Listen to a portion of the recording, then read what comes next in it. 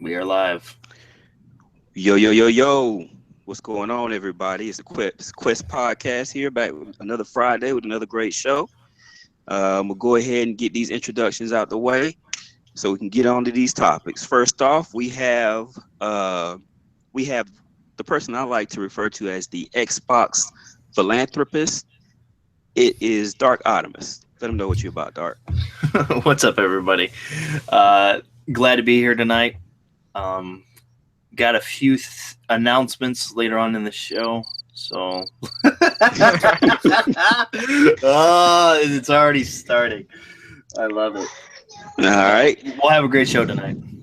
Yes, sir. Yes, we will. Next, we have the president of the Filthy Scummer Committee. If you're a filthy scummer, you might wind up in this guy's video. It is Remix. Yo, what's going on, everybody? And I want to say I really appreciate all the support on that video I made. And, we got the filthiest scummer of them all right here coming up. So, yeah, should be a good one, guys. Yes. Next, we have the man from down under who does everything upside down, which by default makes him smarter than all of us, Timidos. What's going on, everyone? Thanks for that intro, Baines. Yes, sir. And last but not least, the illustrious guest that we have on the panel tonight. We got Mr. Next, Mr. BGST, Mr. Excitement himself, XBot 448. Tell him what you about, XBot. What's going on, people? It's the XBot 448. Man, Mr. A lot of things there. Can we go with King Neutral as well? Yes, sir. We got King, Yes, sir. King Neutral. Well, we got the King Filthy Scummer in here, and we got King Neutral. So you know this is going to be a great show tonight. Yo, guys, thank you for bringing me on. You guys know I love talking live and everything like that. You guys are doing great.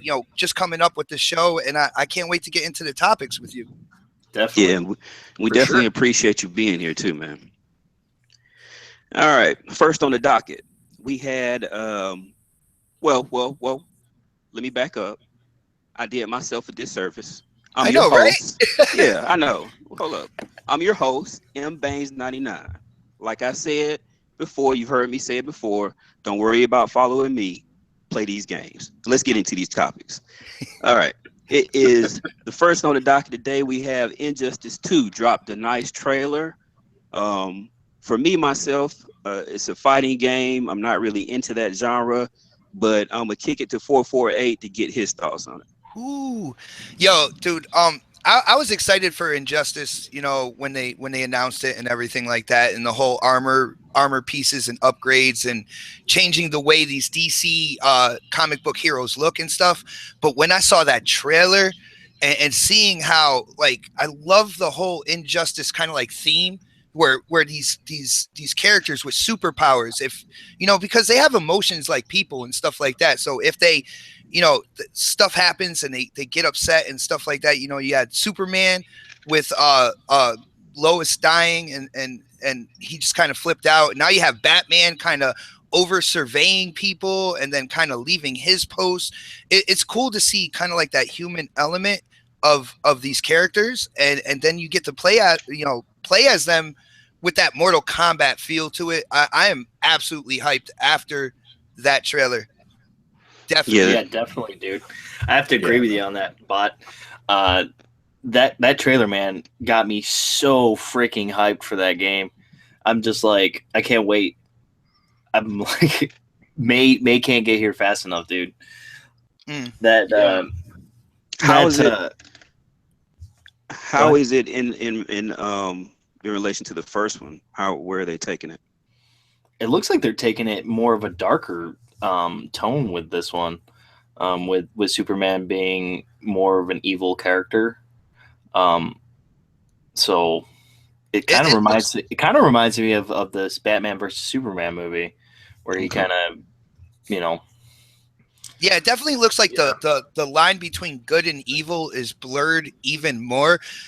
Superman was going crazy in the first Injustice, but now, like I said, with the trailer, you had Batman and he was like really, in his whole surveillance post with all those screens, and then he saw Harley Quinn like just taking a back to somebody, and then he just shut everything off. Like, yep, that's it. I'm not even doing that anymore. I'm going for me now, and it really that emotion and that atmosphere is what really has me excited for this game. Right. Yeah, the trailer had an element of betrayal in it as well, which I thought was cool. Kind of it started out with kind of Supergirl and Wonder Woman fighting, and then Batman and Superman kind of are about to join the fight as well. I'm not a huge fighter guy either, but unfortunately I couldn't get the video out today. It'll be out tomorrow, but I just was playing some KI last night, and it was a lot of fun. And I want to get into fighters more, and this is probably one I'll pick up. This and Marvel vs. Capcom are both looking pretty good. Both fighters I think I'll get into, and especially because I kind of like the superhero lore with Injustice 2 and everything. So yeah, I'm excited. Are you guys DC fans? Like, because I know when it comes to comic book characters, a lot of times it's either Marvel or DC. I'm usually Marvel, but I want to know, you guys DC fans? Anybody? I'm usually more Marvel. Yeah, I'm more of a Marvel fan, but I do like Batman a lot. So I watch a lot of Batman and all that. So okay, Timidos, what you got? I am fucking excited for this game. I loved the first one. Like, that was the first fighter I really got into. Like, I wasn't great at it, but I loved it. So and I've been playing the shit out of KI in the last couple of days, so like I am all on board for this. Okay. Nice. Yeah, I guess the trailer was awesome. Yeah, they did a great job with the trailer. Unfortunately for somebody like me who's just not into fighting games, it didn't move me to buy the game. But it looks like it's going to be good for you guys out there that like that genre. Yeah, I'm pumped. Oh, my bad. I was just gonna say I'm pumped that, like, when it comes to the Flash, I'm more of a Marvel fan, right? But with DC, I like the Flash, and I've been watching the TV series. Same here.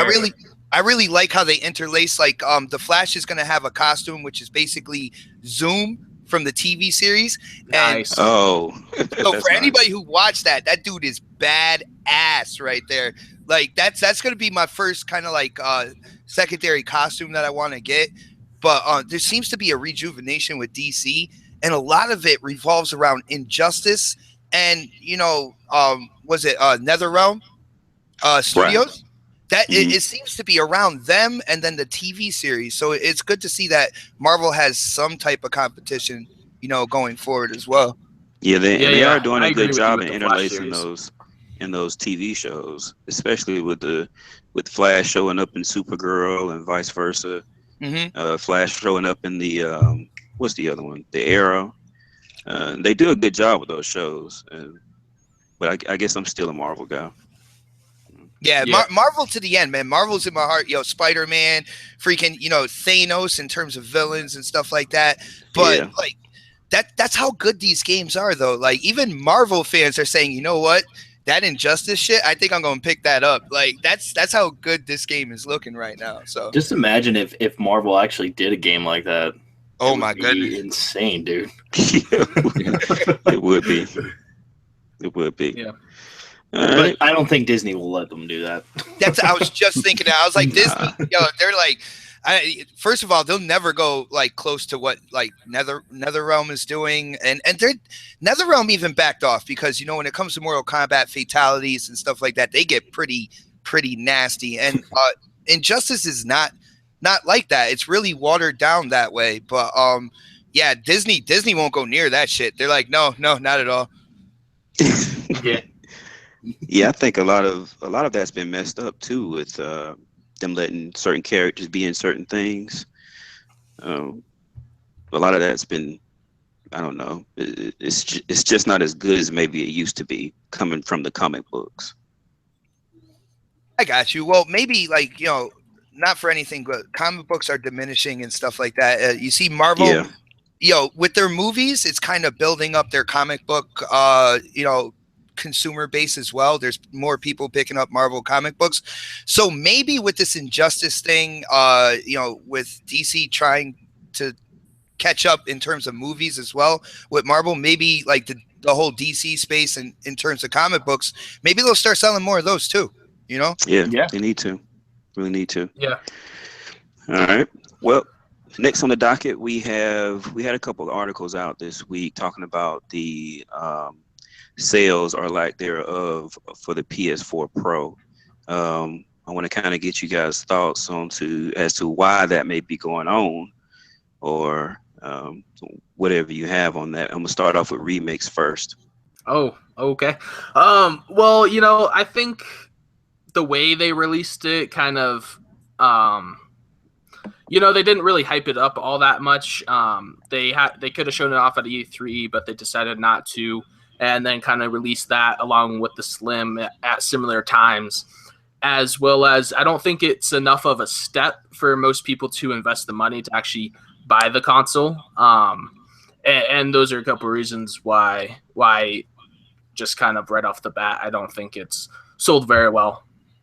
Yeah, for anybody who hasn't got a PS4 already, it's like they're not like a hardcore gamer probably, so they're not going to need that extra power, so they're just going to go for the cheapest Slim. And for anybody that does have the PS4, it's not that big of a step up. Like, it's not big enough to justify going all out on the Pro. Yeah. Right. Yeah. Yeah, like me personally, I mainly game on my Xbox, but I just picked up a console. But like Tim said, I went for the cheapest one, and I got the Slim for the Uncharted bundle for $230, which is pretty good. Yeah, pretty cheap. Yeah. What you got, Artemis? I mean, it's to be expected. There's a lot of people out there who don't have 4K. And, getting the upscaling and stuff like that, I don't think a lot of people see that and they're like, it's only upscaled to 4K. Because upscaling has become more of a term of like, well, it's not really 4K, because it's not. So, well, Sony, my bad, dude. I was just going to go off what you said right there. Well, Sony kind of buried themselves in terms of the whole native and upscaling at the beginning of this generation when they were trying to tout with the native 1080p and stuff like that. And then you had, the media coming out and talking about upscaling as bad in terms of like Quantum Break and stuff like that. Exactly. Source of it is Sony, and they kind of shot themselves in the foot with that. I mean, we could be honest.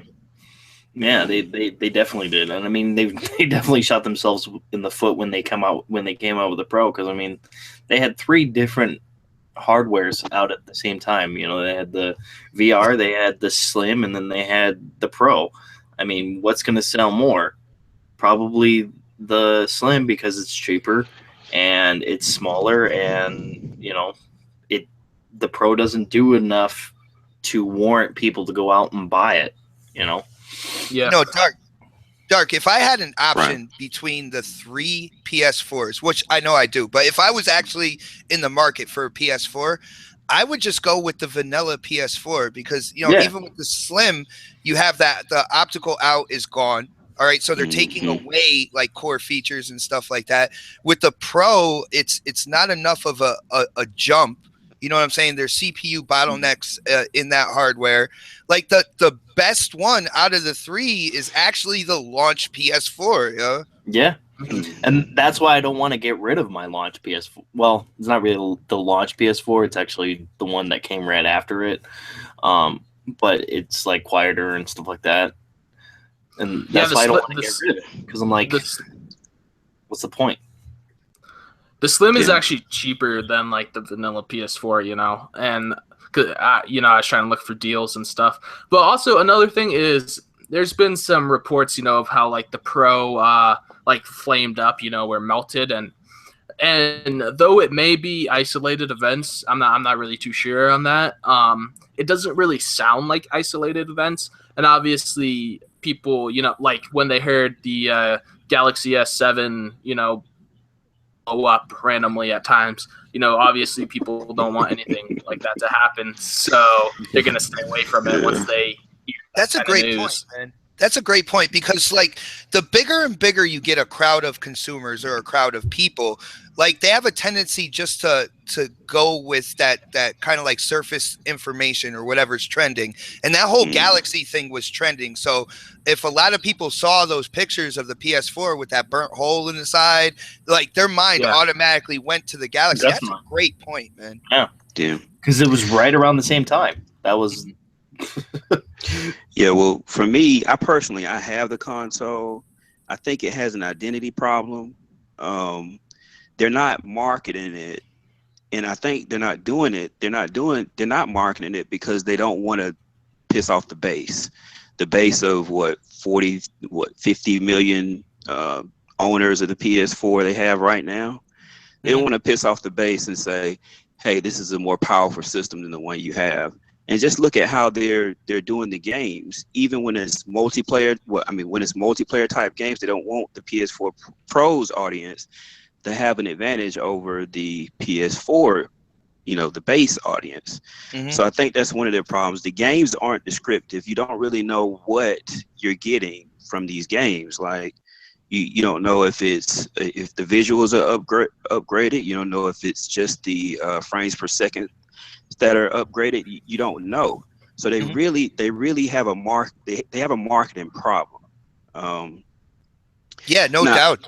Now, as far as the design choice with the PS4 Pro, hey, once I got it in the house and I unboxed it, I looked at it and I said, okay, it still looks like a squished up hamburger. I could see that, but still, it's not as big as you thought as I initially thought it would be. So, but with this whole discussion, I want to kind of pivot to the Scorpio, because do we think that the Scorpio may have these same issues, the issues of not wanting to piss off the base, so not really knowing how to advertise the Scorpio? I think it will. Yeah. Because they don't want to piss off the people who got the launch, or the slim Xbox One. So the Scorpio is going to be held back for a couple of years at least. I think maybe by 2019 we might see it where the Scorpio is actually getting full-fledged 4K gaming. Right, and that's the issue. That's a big issue. If I'm going to go out and spend, which I'm going to get it anyway, because Xbox is my primary system, so I'm going to get it. But I'm still looking. I want to. If I'm going to spend a premium price, if I'm going to spend that money, I want a premium experience across the board. I don't want you to tell me that just because John Doe over here has the Xbox S, and he can't get the frame rates that I can on a multiplayer game, I don't want you to knock my frame rate down. Right. Because, hey, in the PC community, they deal with these differences every day. Right. So I don't understand why in our community we cannot deal with the same thing. Right. You'll probably get first party games running at 4K. You will frames. get. You will. Come on, man. You will get. Yeah, there you go. You're right. Yeah, we're talking about the single player experience. My issue is the multiplayer experience. Okay. Well, yo, Baines, if I could just say something about that, because you were talking frames. Go ahead. And frames are important, right? But let's be honest here. When it comes to the PC space, one of the negative aspects of that is the fact that people can go at different frames per second. People can install software for aim assist and stuff like that. It is a very uneven platform when it comes to competitive type things. With the PC. I'm with you on that. But my thing is they deal with it and they don't cry about it. So I think that we should be able to have that within our community also and deal with it. I got you. See, especially if you want to spend the money, because the people that have on PC, the people that have the better frame rates or the better visuals, they're spending more money. So I'm spending more money on the Scorpio. I want the better of the two. All right. Yeah. In every aspect. I just don't. I hear what you're saying, man. But in terms of like having us deal with it, I like the fact that, you know, when it comes to the frames and stuff like that, the competitive feel of console gaming is way more balanced. All right. Now, if you want higher frame rates, maybe they'll drop like the texture resolution, some of the particle effects and stuff like that on like the One S and you know, the launch Xbox One and stuff like that. To get it up to that frame rate. So this way they match at least with, you know, the premium quality FPS. And if they do that, I'm fine with it. But when it comes to marketing, I think this is where Microsoft did something, did the right thing as opposed to Sony. Because when it comes to Sony said, all right, PlayStation 4 Pro, 4K. And 4K and 4K and 4K. Now with Xbox, they said 4K and they said native 4K, but they also said premium product. So they're already putting it out there that this is a premium product, where, you know, some of the smoke in terms of Sony's marketing is it's because they didn't say premium product. I have no problem with a company coming out with a premium product as opposed, you know, and have like different things within their family, like the premium, the mid, and then the slim or something like that. I have no problem with that. I think they can market that and be successful that way. So it's actually good that Phil Spencer came out and said, no, well, this is a premium product. I think that was a good decision right there. Right. Yeah. And also with not pissing off the base, right? Well, those people that have the Xbox One original and stick with that, they might still be pissed off.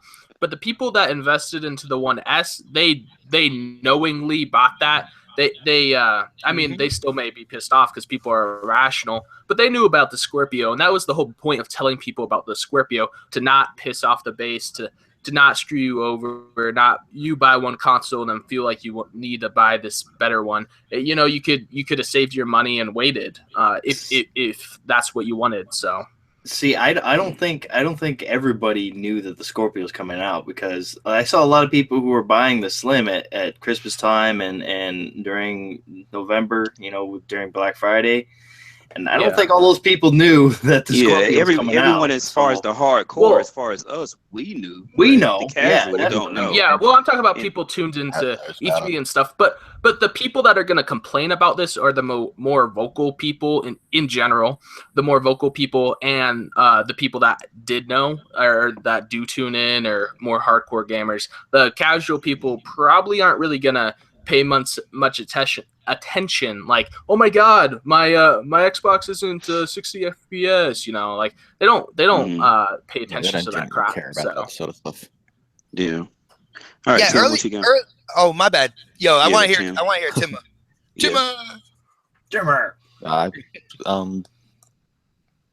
There you go, XBot. I got to think about this. All right, no problem. I will gladly fill that space until you got it down, Pat. And another thing I wanted to say, because, you know, the Pro hasn't been selling, you know, as great as Sony would want it to.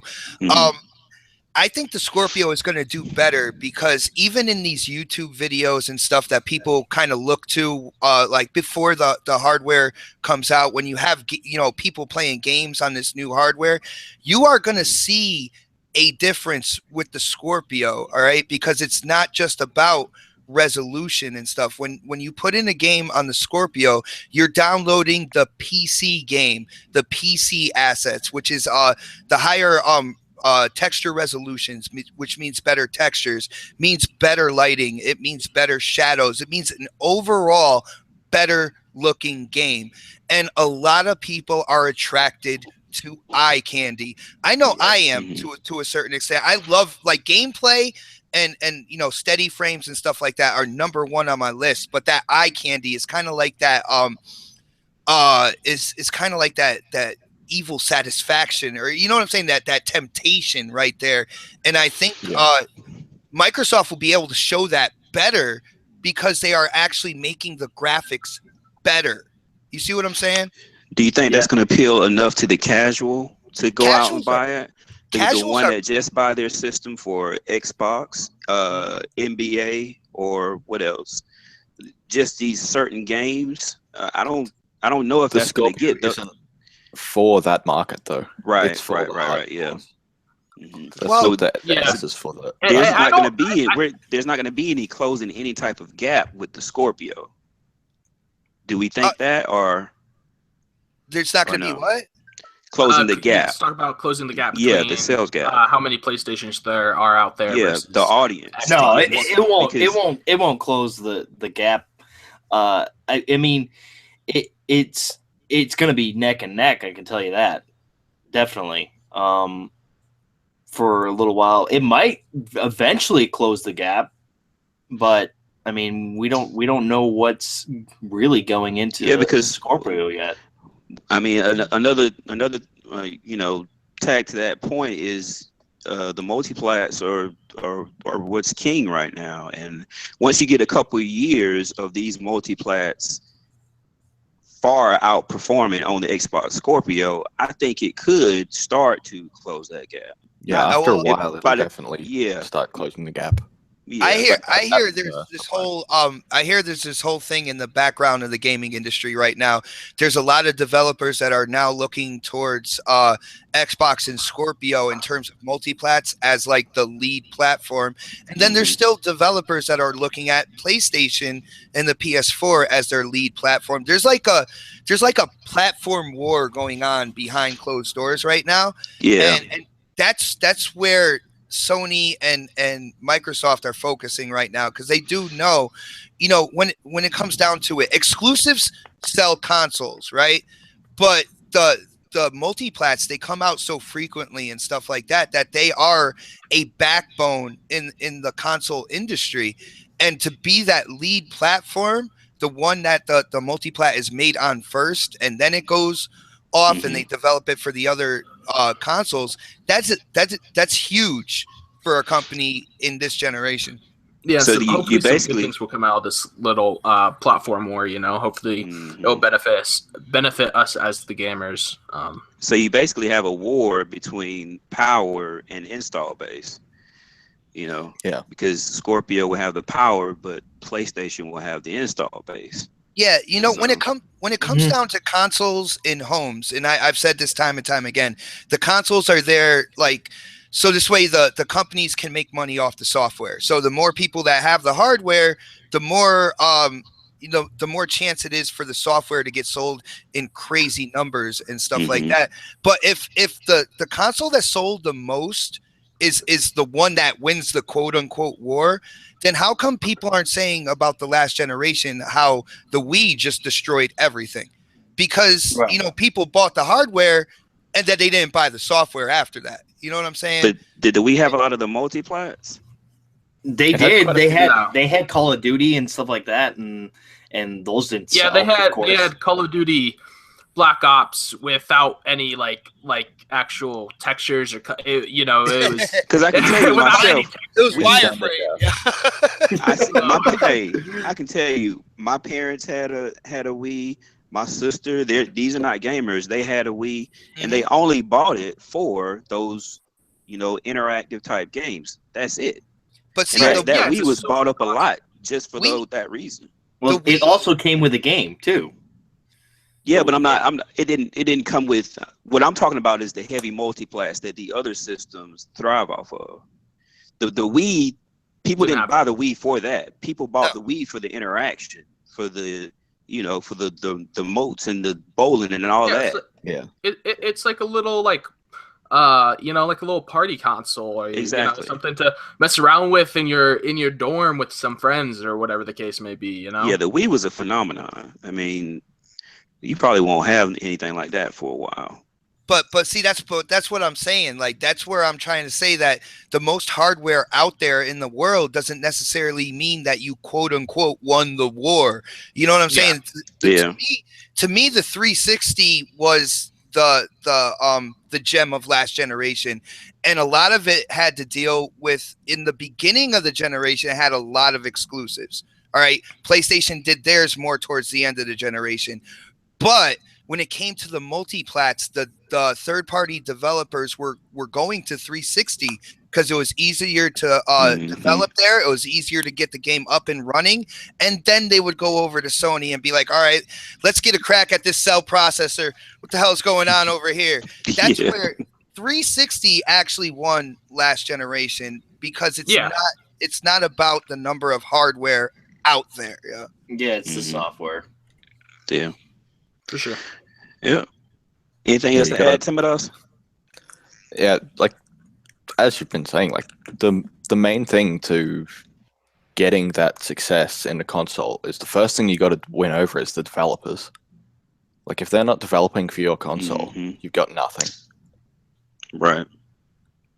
So once the Scorpio, it I don't think it'll outsell the Pro at first. Well, it might, like on release, just because it's brand new, but like new hardware. It'll slow down for a bit, but then it'll get cheaper and more things will come out for it because more people are developing for it. And that's when we'll see like the growth in like the Xbox sales numbers with Scorpio. Like after like a year or so of the Scorpio being out. Right. Yeah, that's when I think it will start to pick up also. All right. Well, that was a good discussion, guys. We're gonna go ahead and move on. Earlier this week, there were some tweets, I think, from Phil about Phantom Dust coming out, and he said he was hoping to see it before E3.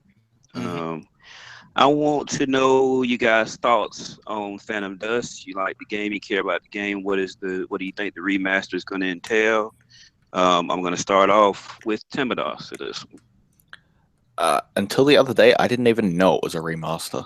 I'd never heard of the game before, so honestly, it's.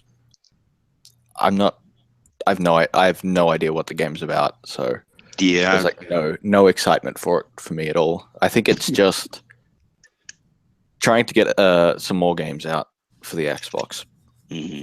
Yeah, I didn't play the original Phantom Dust, but I knew it was a remaster. Yeah, I don't know that much about the game either, but I think they were kind of like, which game can we push up the timeline here?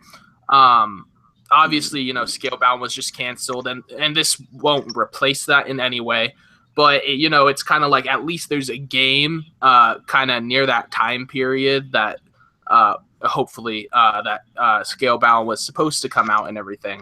And, it's just filling in a gap. And they're just trying to, it's a filler, and they're just trying to get a couple games out there. Because, I mean, their spring, Xbox's spring, their only notable game that we know is definitely coming out right now is Halo Wars 2. So, yeah. What you got, Animus? I don't care about the Phantom Dust. I mean, it's a remake of the original. That's cool. Because the original thanks whoever did that. Thanks, bot. Now you made me lose my train of thought. Thanks, buddy. Yo, thanks for the dislike, guys.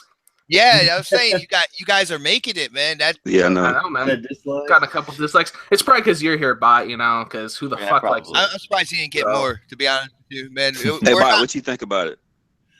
What comes to Phantom Dust is kind of like, I call it like it's like a Dragon Ball-esque type game. You have two people fighting against each other, destructible environments. You can go up in the air, use magic, blow shit up, all sorts of stuff. I played it a little bit on the original Xbox.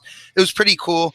I'm excited to play it again, but that's just me coming from the original Xbox era. It's kind of like Voodoo Vince that's coming out in February. I'm excited for Voodoo Vince. I hope people give Voodoo Vince a chance, but I do know the game is going to feel dated. All right. The mechanics going back to the original Xbox and the PlayStation 2, PlayStation 1, mechanics have evolved so much. Gameplay mechanics have evolved so much since back then. A lot of those games, unless you change the infrastructure and the coding of the game, they're going to feel dated. But I hope people give it a shot. It is a lot of fun. Like I said, destructible environments, using magic, like throwing out like freaking fireballs at your opponent, stuff like that. It is cool like that. I wouldn't bank on these things like selling a lot, Right. but it shows me that Phil Spencer and the Xbox division, they recognize that they have really good games, exclusive games from the original Xbox. Hopefully this gets enough out there that they actually make sequels. All right. I'm not a big remaster guy. I want to see sequels. I want you to take those titles and bring them up to this generation, gameplay wise, visuals, everything. And I'm hoping that these things are a success so that, you know, Phil can say, hey, we could bring like Tao Fang, Kung Fu Chaos, Crimson Skies, titles like that, and bring them up to this generation. Dude, it'd be absolutely amazing. Now, but do you know if this is just a remaster or is it a rebuild? From what I'm seeing, it's basically an upres is what it is. Okay. I call it the PlayStation remaster because that's pretty much what PlayStation does. They just put like that 1080p native on there and say, look, it's a new game. Buy it again. Yeah, with a game that old, you kind of need a full remake. You can't just do. You do. I don't know. Phantom Dust still looks good though. I mean, even if you look at videos of Phantom Dust when it I caught a couple of videos and I was like, this game looks like shit. That's what I thought. That's what I thought. To be completely honest, I said, okay, because I didn't play it back in the day. So I said, let me look it up and just to see. And I was like, oh hell no, I don't. Dude, for the time, play this. For the time, like when it did come out, that shit looked crazy. Yeah, I don't doubt that. I don't doubt that at all. But I'm just thinking about what my eyes have gotten used to for today. It just doesn't look appealing. And I think it's kind of like what I think Remix was saying. This announcement was, to me, directly related to the Scalebound and the fact that we only have Halo Wars 2 with a release date as of right now. So they got in a meeting. They said, hey guys, took a hit with Scalebound. We got to get something out. What's the first game? What is the first game that we can get out that will work correctly and we can get it out before E3? What is it? Put it on the table. And they came out with Phantom Dust. That's how it happened. You know, if I could put a different twist to this, because I hear what you guys saying, and it makes absolute sense. I'm looking at this with a cup half full as well, because, you know, this is a year when new hardware comes out. And a lot of times, hardware companies will hold back exclusive titles until they unveil the hardware. They're not going to say anything about those. So when they take a game that was quite possibly an after E3 launch game and they're like, well, now we're moving it back, and I do believe a lot of it has to do with Scalebound, but to me it also shows that they have something for after E3 as well, stuff that they haven't said yet. You know what I'm saying? To feel confident enough to bring back a title that for long-standing Xbox gamers, it's a title that we know. You know what I'm saying? To bring that, and I'm not doubting that at all. I'm not doubting that. I'm not doubting the fact that they have games, they have new games that they're going to announce, that the games that they've told us that is coming out this year, that they will come out. My only issue is just give me a date, you know? I mean, just put a date on something besides Halo Wars. Well, here's the thing. I mean, they still haven't announced pretty much all the games that are coming out in the spring. So, I mean, we still could see something from Microsoft, from Xbox, that may be an exclusive. I don't know. We might still see something. Unlikely though, with kind of the time scheduling, I think. But I wanted to say back to what Bob was saying about giving these remakes a try. I wanted to say, yeah, I'm definitely gonna give Phantom Dust a look. I don't know that much about the game, so I'll check it out. And I'm definitely interested in Voodoo Vince. That seems like a fun game, a fun little platformer and everything. So I'm excited to play that as well. Yeah, that game is crazy. Like, that's the only game I know that you literally have to build up and do harm to yourself to take out the enemies around you. Yeah, like that's such a twist in a platformer that like it was unique when it first came out, and it's funny because it's unique today as well. That type of twist in gameplay, because I don't see any game like that now either. So it's definitely worth checking out, like you said, man. Well, Right. what I was gonna say is that if you look at Beyond Good and Evil, the HD upres on the 360 and even on the Xbox One, the controls are shit, but the game is still great. So I'm guessing Voodoo Vents is probably still going to be as great as it was when I remember playing it. So I hope it is. I think it will be. I think one thing you'll be very surprised about is when you first look at the levels, it doesn't look like there's a lot of places to go, right? But they have like little like cracks in the walls, little like holes in the street that go down into like just say like water piping and stuff like that. Like there's places to go that when you first look at like the level, you're like, there's not too much here. And then you start like, I could go through this crack in the wall and it brings me to this living room, which I can go up there. I go in through the pipe over here and it brings me to this sewer over here. Like the levels are actually a lot bigger than they look at first, which is really cool because that's discovery. You know what I'm saying? Right. Yeah. Right. Yeah, that's something we've kind of lost, that sort of thing. Like with recent games. There's no sense of discovery anymore. Yeah, it's all linear bullshit.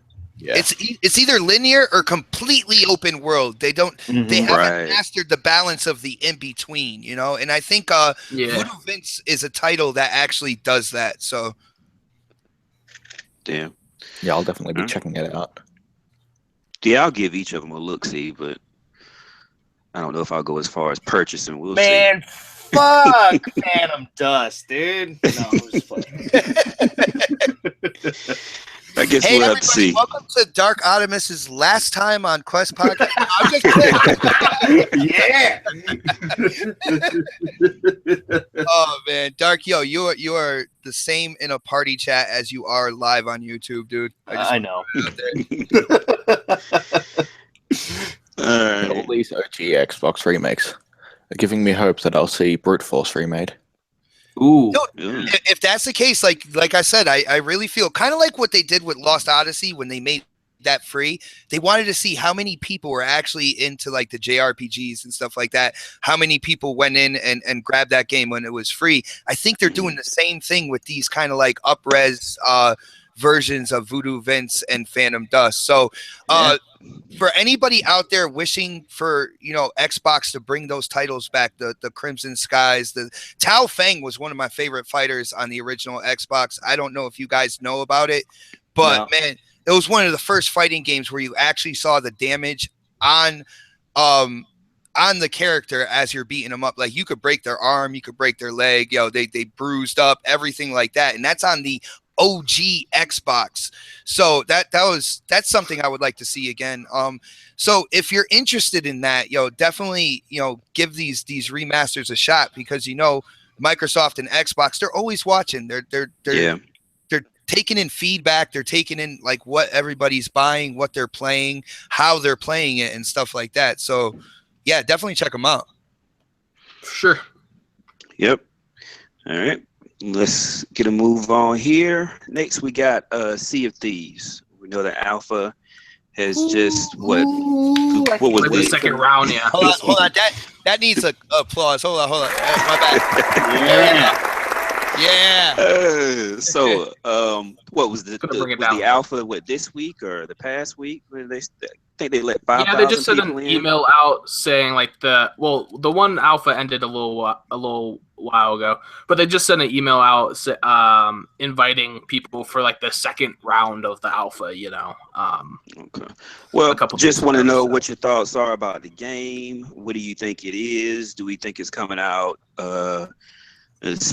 Before spring, or do you think it'll come out in the fall, or what do you got? We'll go ahead and go with you, Remix. You really excited about the subject. Let's go. Well, first off, first off, yeah, I mean, Sea of Thieves is my most anticipated game, as I've said many times. I'm real excited for it. I want to, hop on there, have lots of fun with my friends, drink booze in the game, hunt for treasure, just find cool stuff. But I have a problem with, its release. I want a release date for this game because I think it can be real successful if it were to be a May or June release. At least just sometime in the summer. But I don't know. The timeline just kind of, I feel, doesn't add up so far. And as much as I want it to be a spring release, I don't think it will be, and I think it needs to be. I don't think it can be a fall release, and if it comes out after fall, like next spring, then it'll lose hype and die down a little bit. So those are kind of. I want this game to come out, in May, basically. So I think that could make or break the game. Yeah, but things like that is why games release broken. They try and push for a release date too early to just try and get the hype, and the game release is broken, and it just kills the whole thing. Yeah, well, that's why when you announce the game to work. Yeah. I want the game to work too, but that's why you need to be, careful with your announcing. If they announced it, let's say they announced it 2 weeks ago, and then there's these alphas and stuff going on, and then they released it next spring, that would be acceptable. But they released it they announced it at, when did they announce it? Like E3, I think. Mm-hmm. So. Nice. Okay. What do you guys think? Let's go 448. All right. Well, Sea of Thieves, first of all, high on my list, and I have to disagree with Remix. I'm a gamer. I would love to get it in my hands as soon as possible, but I can also see this being in there with kind of like part of that big heavy hitter trifecta. Sea of Thieves, Forza Motorsport 7, and Crackdown 3, each coming out like a month away from each other. Going into the holidays, I could definitely see that you're just coming off summer, and being a pirate, in the Caribbean, hot weather and stuff like that. You're kind of reminiscing on summer, and this is a game that will kind of hold that atmosphere for you. See, I think the opposite on that, going into summer. Yeah, no, I got you. I understand completely, and I would love to have the game as soon as possible. As far as what this game is, basically, it is a living world pirate game. I mean, you're gonna have all sorts of enemies, both on islands and dry land and stuff, and in the water. You're gonna have beasts. You're gonna have other people being pirates with their own ships, in your world, and you're out hunting treasure, you're getting drunk on your ship, trying to run it with your friends. It sounds like a really great time. I think Rare is putting everything they have into this game. And I think it's going to be one of those games that people are going to be playing and also talking about for years after this. I think this is such a unique game. It's going to be such a unique experience on the console that I feel like it's going to have a lasting effect, even to the point where other devs might try to mimic it with other types of themes and stuff like that. I can see this title being that big, and I can't wait to play it, man. I'm with you, Remix. I can't wait to play the game. Yeah. What you got? Someone else. I was. I am skeptical about this game. From what little I've seen, looks like a great multiplayer game with a group of people, but I haven't seen much. Mm-hmm. So that's kind of a problem. They've shown off the ship battles, which I know is the kind of first thing they did, the first thing they heavily polished. But I want to see more. Show me 15-minute gameplay of some people going on a quest or an adventure or something. And Dark, I want to hear your thoughts on this since Bam's saying I cut your mic off. Man, I've said it before and I'll say it again. I think it's gonna be a Scorpio launch title, man. From what Bot's been saying about how what you're gonna be able to do in the game, things that this full on open world, just like everything from getting drunk to killing other pirates and stealing their gold and things like that. I feel like it has to be a Scorpio title. I mean, it just sounds like it just reads Scorpio, because it's just going to be so huge. And I have to say, I'm pretty excited for it. I mean, from what I've seen from gameplay and stuff, and I mean, come on, people, who doesn't want to be a freaking pirate? It's just fun to do that kind of thing, and then have your own ship and be with your friends and steal other people's ships and stuff. That's gonna be fun, Yeah, and I agree with you in some sense that it kind of, in some ways, does scream Scorpio. My thing is just I don't think it will do as well, going up against other big multi-plats and big Xbox titles in the fall. Okay. Yeah, For me, I can see that. the game is the game is in alpha stages, so I'm thinking the earliest will be fall. Maybe the latest the back end of the holiday season. Still not. I know XBot kind of explained the premise a little bit to us, but I'm still kind of murky on that, and I want to see the single player component of it. I know that they've been showing off the multiplayer, but I want to know if I get in there by myself, that I'll have maybe not just desperate quests spread around to do, but something more of along the lines of a storyline to follow. Yeah, I'd like to see that too. Exactly. And so that's I'm with Temenos. That's what's kind of got me worried about the game. Now I'm gonna get it because I think our community is pretty great. We all get together and play, so I'm gonna get plenty of use out of the game. But still, I want to see what the single player aspect has to offer. See, and I don't think if you're looking at it that way, I think you personally might be disappointed. I think there's a story kind of like interwoven. It's kind of like a story of the world. All right, like what's going on here, why there's so many pirates and stuff like that. I think the story is within the treasure and the adventure to get the treasures and stuff like that. So if you're looking for a single player in-depth story mode, I think you'll be disappointed. But like some of the stuff I've been telling you, well, actually, I'd say 99% of the stuff I've told you about the game has actually come from Craig Duncan himself. Like I DM him every once in a while. We talk about the game. The first time I DM'd him, dude, he was so hyped up about the game. He was telling me about the mermaids. He was telling me about the different creatures, sea creatures, different things like you'll encounter like in the islands and stuff like that.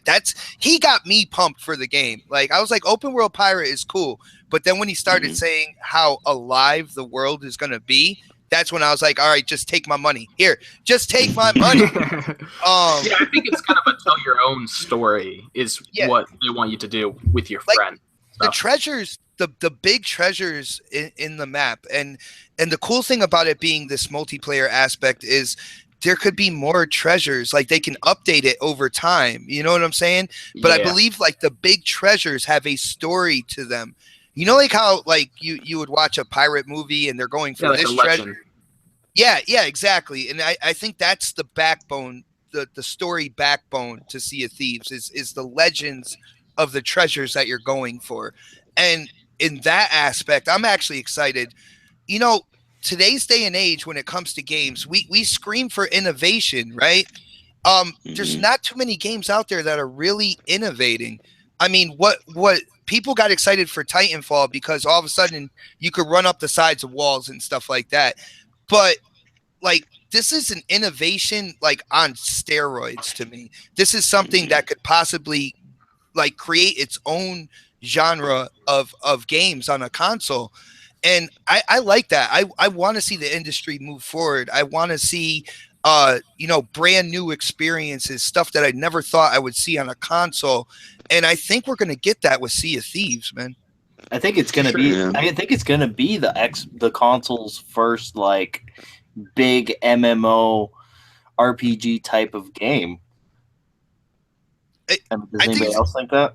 If it's like, it's going to be the most unique one, is what I would say. Now, with the time frame that it may be coming out, what the issue that we've been having with games, even though they may be innovative or they may be something completely different, nobody buys them.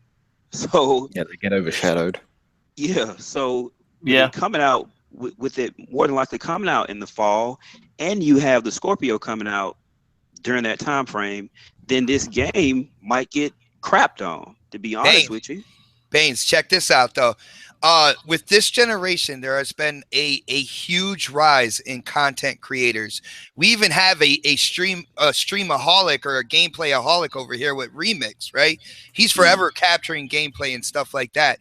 You put this game together with the integration of Beam on Xbox, and this could be absolutely huge. Do they have anything like that in the works? Well, Beam is going to be integrated into your system with the updates that are coming up this year. And I'm talking not an app. I'm talking like integrated into your system. All right. So with that going on to Xbox this year, and then a game like Sea of Thieves, where the story is based around, like I said, the legend of the treasure, and the gameplay focuses around you and your friends and just having a great time in a big pirate world and stuff like that. This could be absolutely huge. Those things could connect together like macaroni and cheese. You know what I'm saying? I'm just saying, yo, like I can see it, man. I can see it. What kind of macaroni? I am hyped for this game. Not that crap shit, is it? Homemade, of course, man. I'm Italiano right here, man. We gotta go from scratch, dude. Yeah, I'm just hoping our community has that same enthusiasm, because that's why we Microsoft, talked a lot about Xbox, Quantum Break. They should hire me. Nobody bought it, and so that's why I wish the game would come out during the summer, where Harley is not competing against anything, and then it'll have a place to shine, and more people may get eyes on the game versus the fall and the holiday season, where you're gonna have a lot of different multiplats coming out during that time, and people may not, and Sea of Thieves may not get the focus that it deserves, because I believe they're gonna have a lot of cloud tech integrated into that game also, right? I know the water is cloud tech. I don't know what else may be. I didn't hear too much on the cloud tech part. I see your concern, in terms of like the whole Quantum Break situation and stuff like that, but I can give you a really good reason as to why, that whole Quantum Break thing did happen. And a lot of it has to deal with the gaming media and that whole resolution thing. Now, this goes back to what Dark said about this thing screaming, Scorpio launch title, because it won't have that stigma over it anymore. You know what I'm saying? Scorpio, they'll show it on the Scorpio. They'll show it in that native 4K, and it won't have that resolution. This biased media won't have anything to fall back on. They might create some things, but it won't be as big, because resolution has been this really big, like this big thing this whole generation, and Microsoft is squashing that with Scorpio. So that's why I think it's also going to launch around Scorpio. Exactly what Dark said, man. Yeah. The game, like I said, they still need to sell me a little bit of the game. I guess not sell me, because I'm going to buy it, but I want to see more of the game. I kind of hate the tag of the alpha right now. I wish it would kind of be in beta right now. Alphas can turn beta really quick, though. You could be looking at You're right. the end turn of the alpha into beta. I just want to get into the alpha. I'm like, that's what looking at my emails. I'm like, oh my fucking god.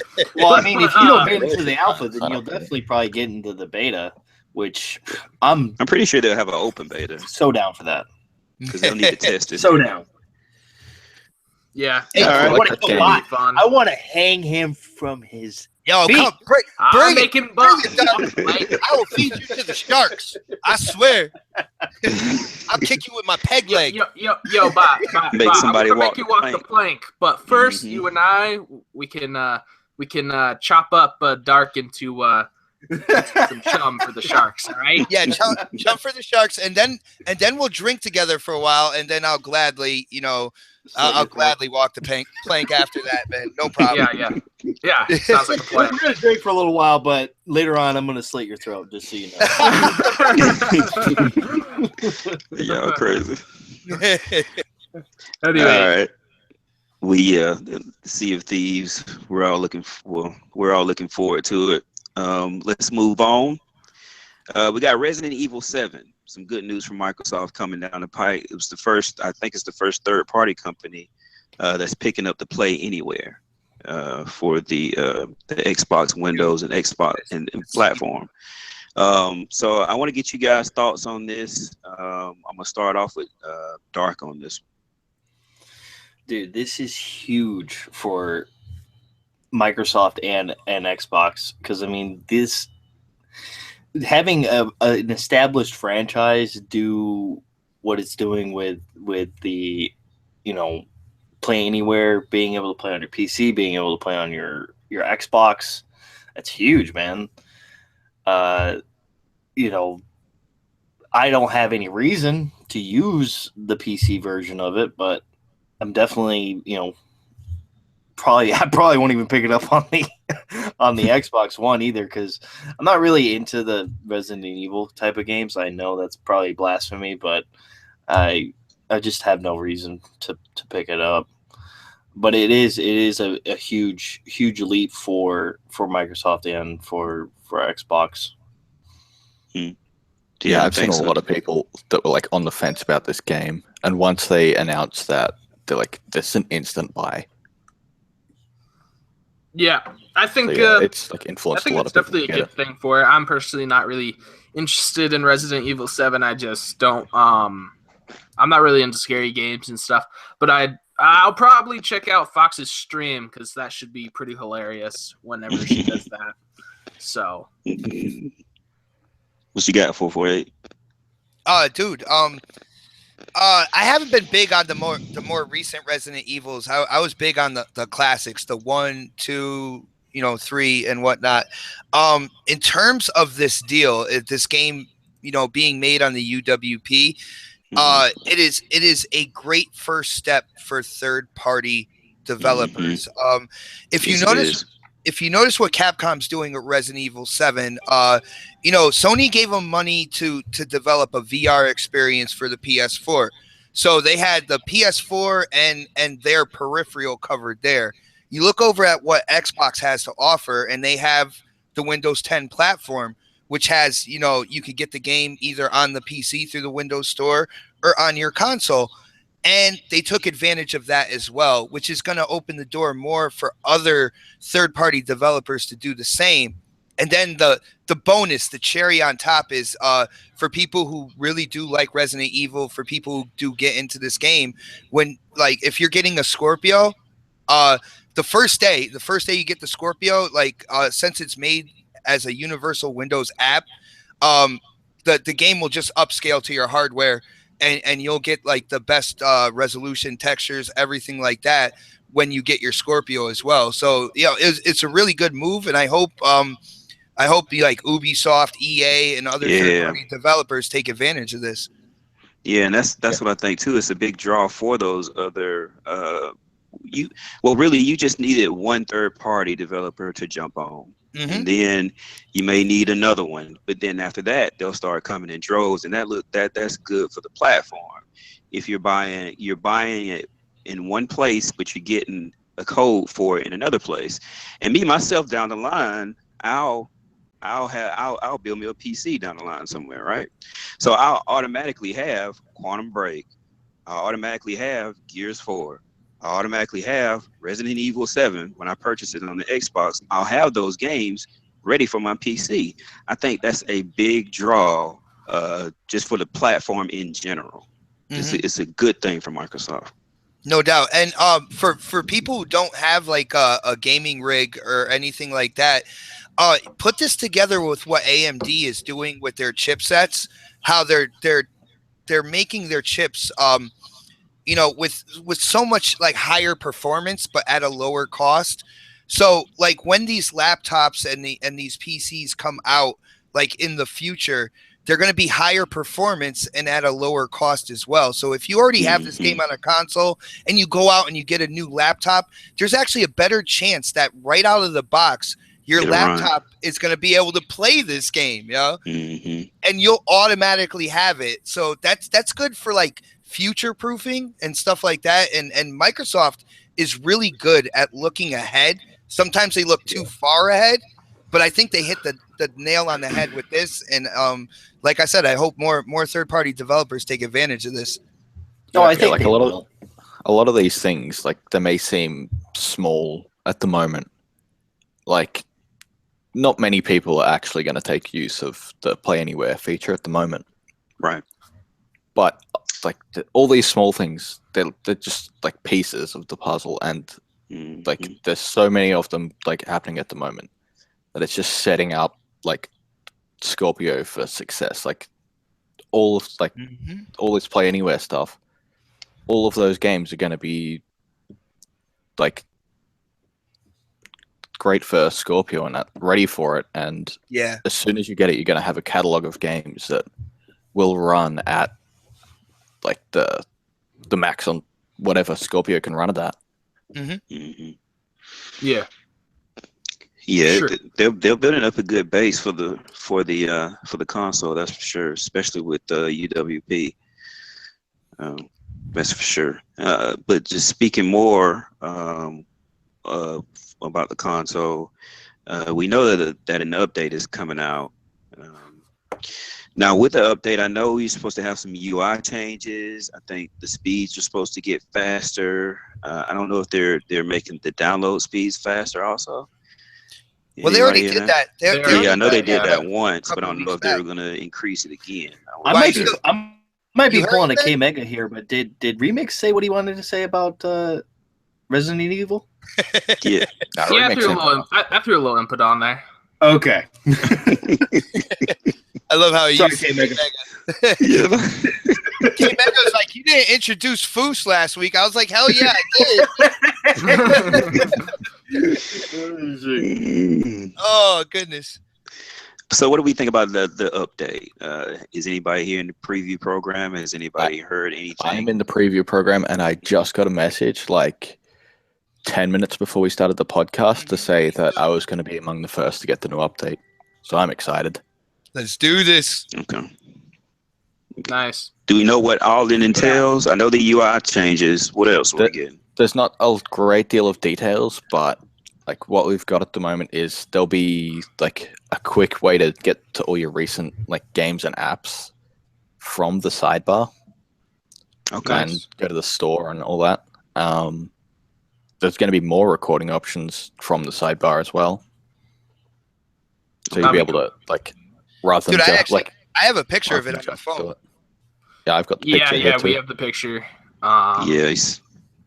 I was like, "Yo, could you send me a link to that to like an article or something?" And Tim was like, "I don't know, but here's a picture." So it's about yeah, like down the bottom, it seems to be that we'll have audio monitoring on screen for at least Beam streaming. So Okay, that's big. thing. Beam is supposed to be within this update too, right? Yeah, I didn't. At first, I was like, "Are you guys sure?" But the more and more, like, I'm looking into it, the more and more it looks like they're going to put the Beam integration. And of course, it's for preview program, so that doesn't mean it's going to run smoothly, guys. Every time an update comes out, man, Twitter gets hit.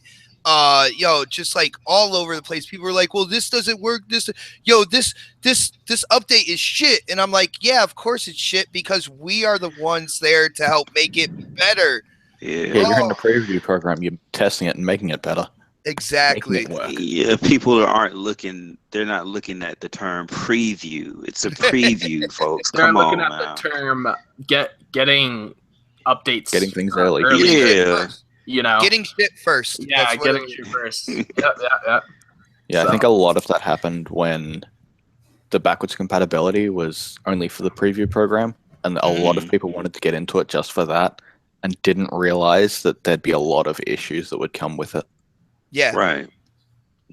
I think there was another time it got hit is when we had the complete UI change. You know, when they went from that first layout to the layout we have now, people had a lot of issues and there was a lot of complaining.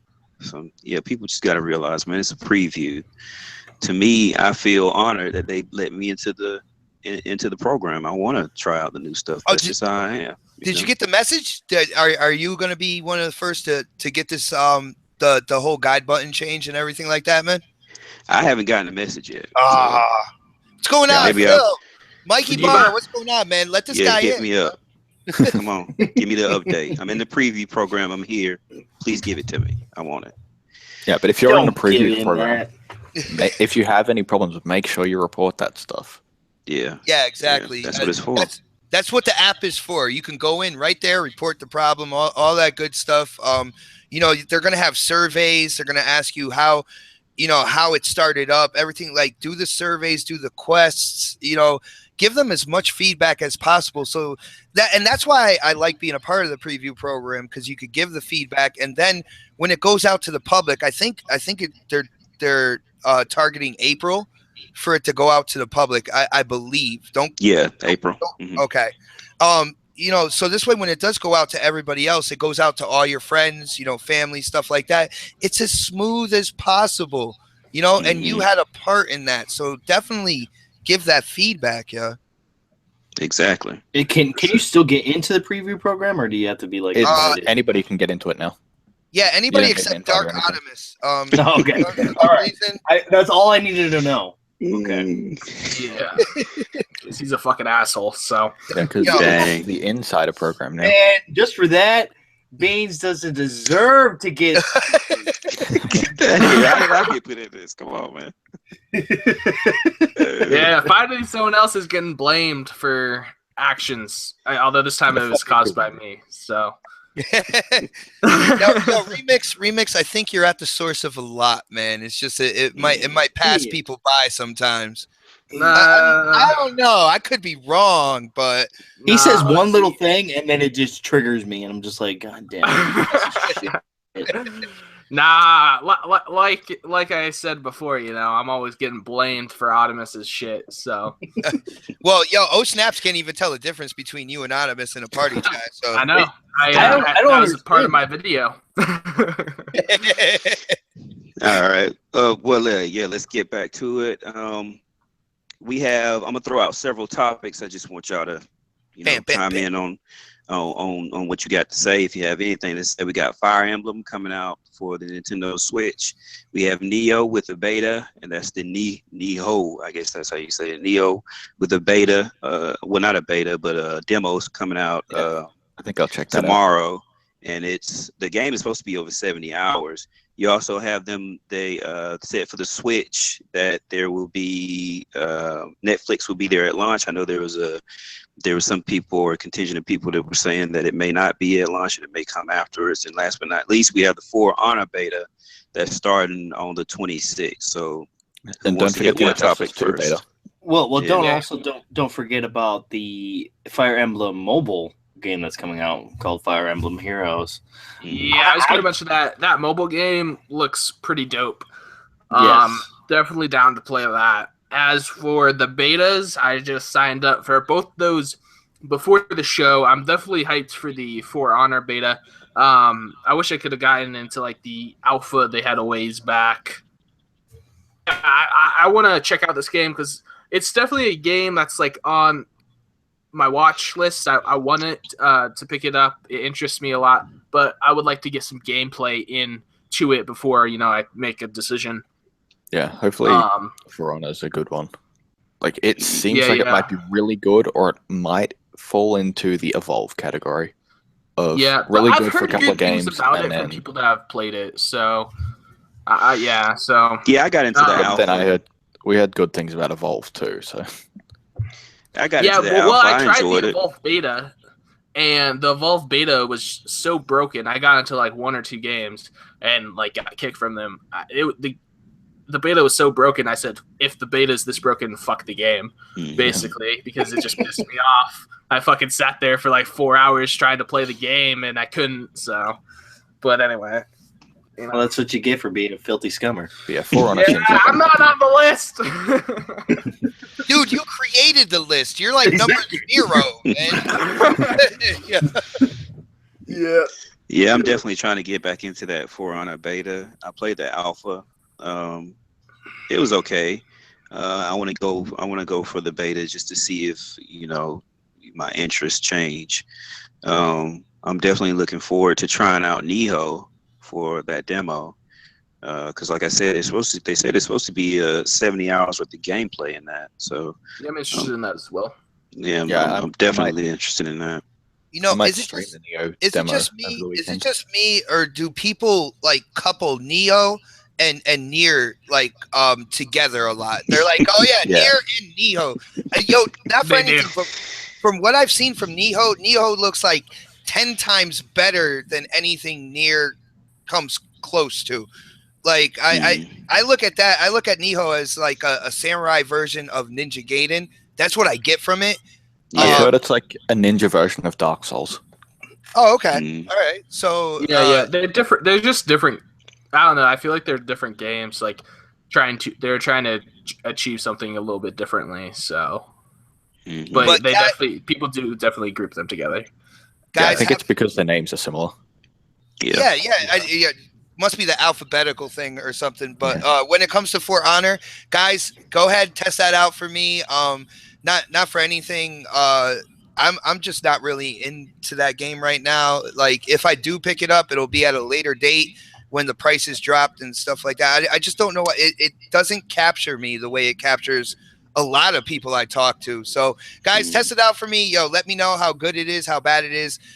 Maybe not when you first get it. I want to hear like 2-3 months down the line because I'm not sure if that game's gonna have that longevity to it. Yeah. Well, I will definitely try out that beta and make a video. So Shameless plug. Yeah, I'm not watching that trash. If people are interested, I might stream the demo over the weekend. Nice. Yeah. Yo, The Neo put it demo, up on right? Twitter. Tag me. You're talking about the Neo demo, right? Yeah, the Neo demo. Yeah. If I Yeah, can get but my that'd be PlayStation good. working. If you're streaming it, put it up on Twitter. Tag me on it. I want to check it out too, man. Yeah, for sure. Now, why don't y'all tell me a little bit more about Fire Emblem? Ooh, this is my topic right here. Oh shit. Oh man, I'm excited for I'm excited for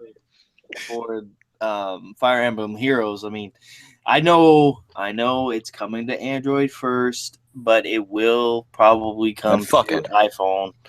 I know bots probably up in arms like, oh, we get it first, bro. But Well, I'm Windows Phone, man.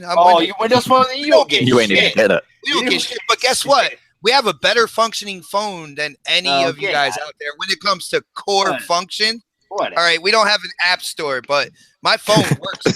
My phone works I too. do. Hey, Oh, I yeah. Want to make Hey, phone I like calls. the way Bot said People, we have I a can better. call That's it. people. We have I a can better put working stuff on phone. the But that's what a phone Core does. It function. fucking calls people, Hey, man. but Bot, the Oh, core whatever, function man. of a lot of these smartphones today are apps. So, and y'all don't Exactly. have apps.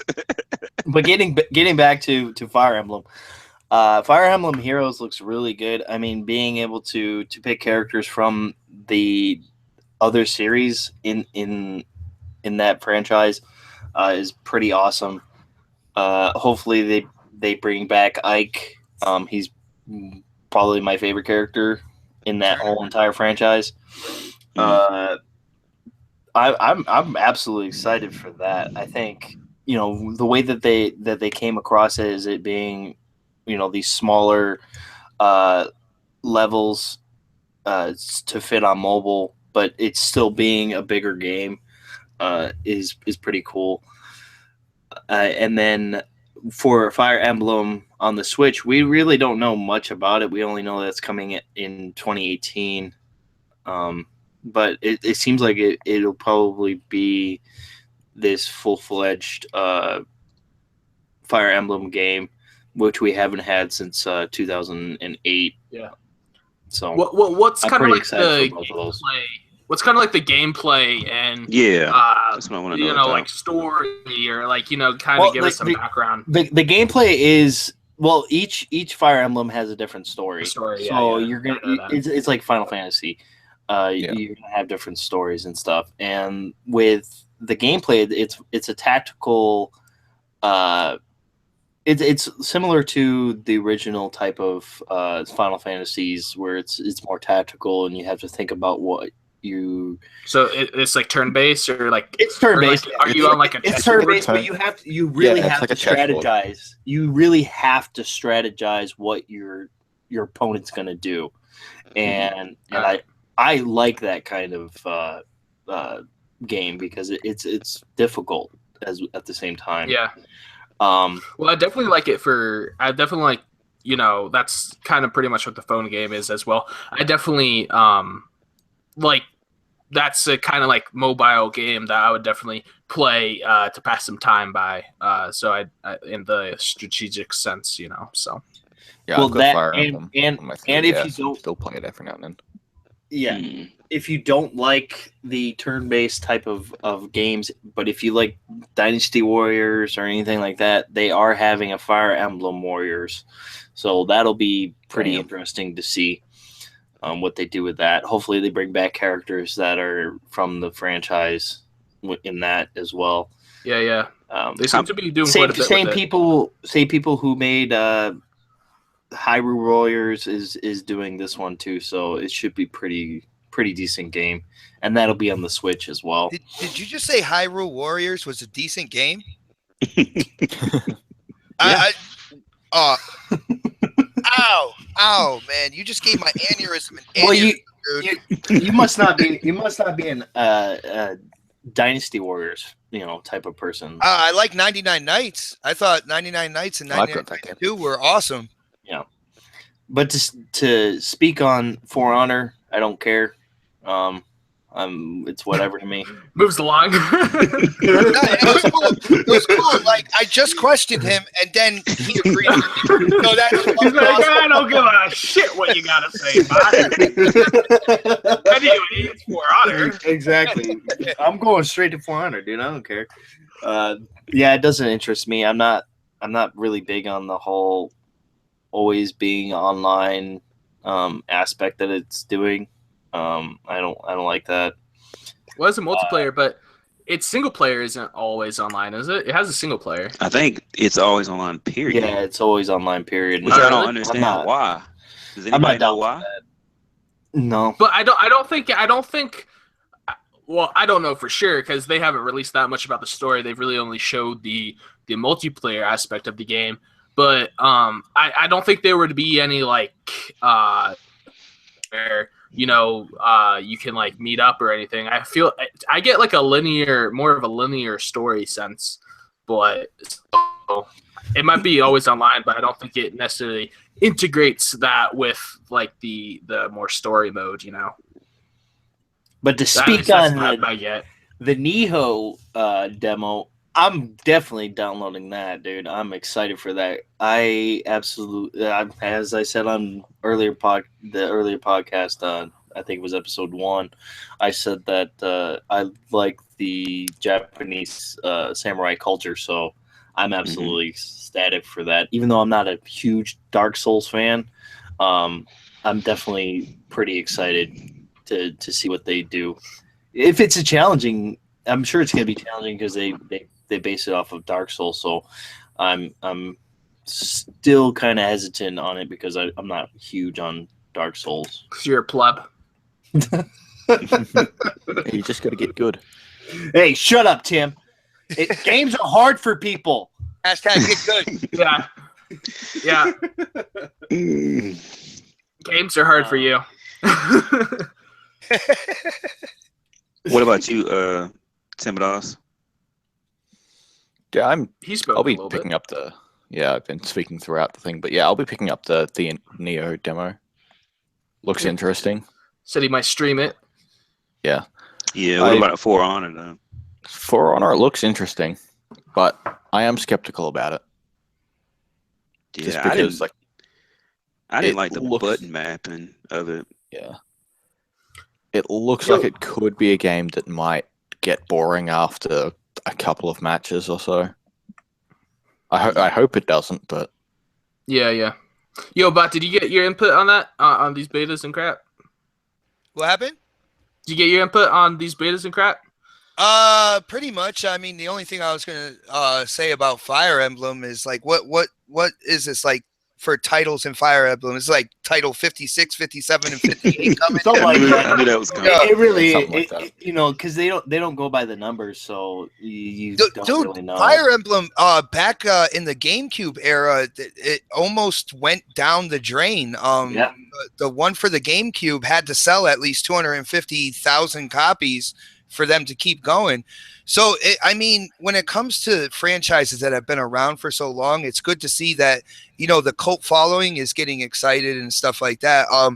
I wonder how many like new players are gonna like kind of get into the mix in terms of this. I do remember what was it on the 3DS when they came out with the Fire Emblems? People were really excited. I was working at GameStop at the time, and there was a lot of people that came in and bought it. So, you know, bravo, good for them. And franchise keeps going. That's why, you know, when people say Microsoft is just Gears, Halo, and Forza, it's like, but they sell. Like people want more of them. Like, and you can see that from Fire Emblem. It's been going on since like what, the mid 90s? Yep. 1990 was the first So one.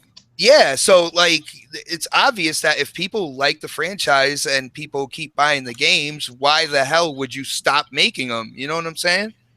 Uh-huh. Yeah. Exactly. Yeah, have they always been like? Well, dude, we probably don't know. Probably don't have the numbers, but have they always been bought? Like the first ones where they? Yeah, in Japan they're huge. You know, they didn't really Okay. become popular in the U.S. until Game GameCube, Boy- Fairly recently. Game Boy Advance. Game Boy Advance. Yeah, around that era, they didn't really become more popular until then, and now they're even more popular because of Conquest and Awakening on the 3DS, and I forgot the other one, Birthright, on the 3DS. I picked up So- Awakening. I think probably a big thing that made them more popular. So the characters being featured in Super Smash Bros. Because Okay. Oh yeah. Yeah. Yeah. But Baines was talking about Netflix coming to the Switch, and that's why I wanted to know. So earlier, and Netflix is a very widely used app. So what do you guys think about that coming to the Switch? As Baines was saying, you know, we haven't really no touched on surprise. that one yet. Is it coming to the Switch? Do we know if it's coming to the They, Switch? yeah, there was just an article that was posted that said that it will be there at launch. When at first they were saying it wouldn't, that it would come later. Okay. Well, I really don't care if it does go to the Switch because I mean I use Netflix on my Xbox or on my laptop, so I don't really So care. you don't use Netflix on a handheld, right? Is that what you're trying to say? I do. It is not a handheld. It is a mobile console. I've told you this thousands of times. God damn it. What makes the difference? Let's not get into that discussion. I was so happy that we've gone through this whole show without getting into that. So I'm not even. I watch Netflix on my phone in bed. So, fucking weirdo. but you know, I don't know. I was kind of trying to get more at not Netflix itself, but you know, maybe it's getting some app support or you know whatever. Yeah, the Wii U had it, so I wouldn't be surprised. Not Dude, surprised that the It's Switch better has it. though. These are standard apps, not Standard. only for mobile but for console as well. Standard. Standard apps. If they launched without these, and I know they're not games, all right, and I know Yeah. we're gamers, but come on, even gamers expect more from these devices now than just games. Exactly. If it launched Their without that, entertainment man, system. Yeah. that would have been absolutely horrible. Yeah, horrible. Yeah. And I hate for people to say, "Well, I don't have my Xbox for Netflix, or I don't have my PlayStation for Netflix." Whatever, you still use those apps on your system, And so we've come to expect those apps on our system, right? Yeah, we Just buy them like- for like gaming, a but staple they're app, entertainment systems. That's the- Like people start watching. People have transferred to watching all their TV through apps on their Xbox. Right. Like fucking bot. He's watching that Sling TV on the Yeah, bottom. like Yeah. fucking bomb. ESPN, man. Yeah. Sling TV, $20 a month. Freaking Fuck cable. Get direct TV or some shit. Fuck man. cable, yo. No. Yes. Get No, cable out of here. I can't blame you on that Sling TV though, man. I mean, it's cheap for. Dude, it gives me everything I want, and it's like a fraction of the price. I have my Exactly. ESPN. When The Walking Dead comes on, that's there. It's got Cartoon Network and Disney Channel for the kids. I'm pretty sure it's got something for old snaps. But old snaps, he plays more games than anything else on her console as well. So, Yeah. but yeah, dude, for a fraction of the price, I'll take that, no doubt. Yeah, confirmed. The bot doesn't play game. Yeah, no. My 40 days, my over 40 days in Guitar Hero don't mean shit. My over 65 days in Halo 5 don't mean shit. Nope. You know what I'm saying? I'm all about the apps, man. Yep. Leaving it in the menu doesn't count, Pot. Oh my Oh. No, what you guys never asked about my 65 days in Halo, how much of that was cigarette breaks? I'm just saying. How much was that? Cigarette breaks? I want to know. I don't know. They don't track that, man. I gotta talk to Mikey Barr. You gotta put that in there, yeah. Yeah. Snack breaks, cigarette breaks, they gotta track all that. Yeah. When you gotta go cook dinner for the kids because they're whining something about they need food. Like really? Yeah, they haven't been fed in 4 days. I don't know. I don't know, man. Ungrateful. Nice. Yeah. Well, if we don't have anything else, that's our show. We appreciate everybody coming out tonight. I'm gonna let these guys do their outros, so you guys in the audience can get the gaming. So we'll go first with 448. Oh, all right. You guys sitting down? You ready? Because my stuff, my list got bigger. Guys, first of all, yo, thank you for having me on the show. You kicked off what is set to be an absolutely amazing weekend for me. You guys are doing a great job over here, and I can't wait to see, your episodes coming down in the future. I think you guys got something really good over here, and as you evolve and grow together, the show is just going to grow that much more. So, hats off to you guys for coming in and starting a show. I'm a fan. What can I say? I'm a Quest podcast fan. So, We got one. but also Well, no, tonight, Chicken's a fan too. yeah, Chicken's been here all the way through. He was here like half an hour before the show. We All right, appreciate that, Chicken. By the way. All right, so let's get this started. Tonight at 11 is Game Recognized Game Night, which is hosted by K Mega. It's going to be Halo 5. We invite everybody to come in, hang out, play Halo 5 with us. I will be running like the whole kind of lobby situation. So if you're coming in looking to play sumo, guys, no, that's like a third strike for me. You can't, no sumo, just about anything else. I'll even sumo hogs. Dude, you're gonna have everybody like in there like just chanting sumo at me, and I'm gonna have to do something. But no sumo, guys. Let's go in and shoot people. Mostly K Mega. I want everybody to shoot K Mega. Of course, Saturday 6 p.m. next podcast. This show that's coming tomorrow, I'm really looking forward to it. The Don is absolutely ecstatic over what's going on tomorrow, so definitely tune in to that on my channel. And then, of course, Sunday I will be on Big Gamers Small Talk with my boys K Mega, Next Gen 720, Crap Gamer, Tim Dog. The epitome of gaming news and entertainment podcast, and you guys kicked it off for me. Thank you guys. Definitely, dude. We appreciate you coming through, Bob.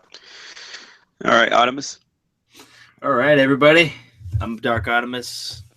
It was a fun show. Bot, thanks for coming in and cracking jokes with us. We appreciate it. I got a few announcements here.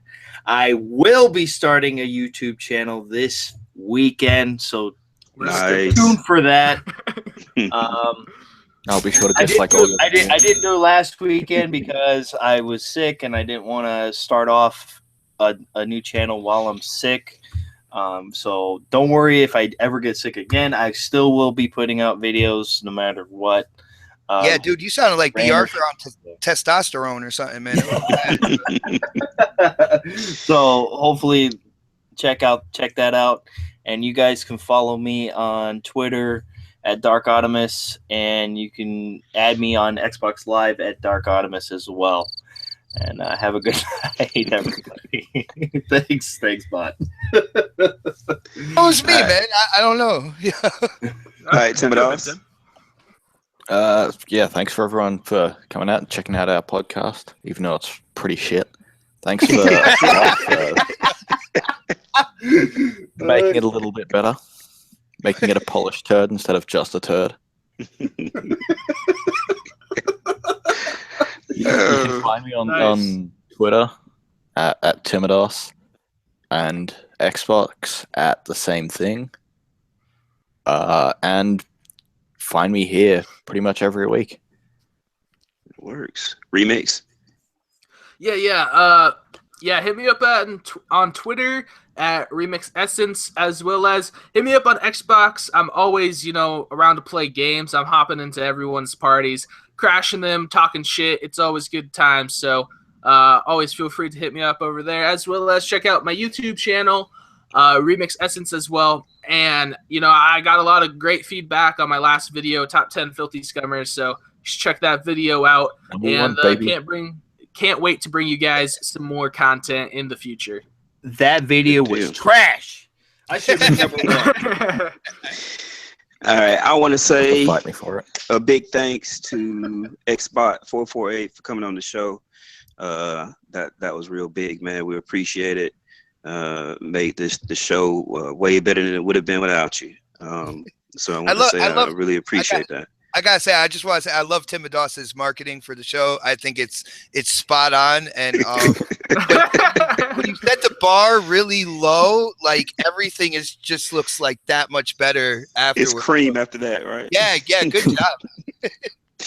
But yeah, I'm mbanes99. You can find me on Xbox and PlayStation, same gamer tag. Other than that, don't worry about following me anywhere else. Just play your games, and we out. Bye, everybody. Peace. Peace.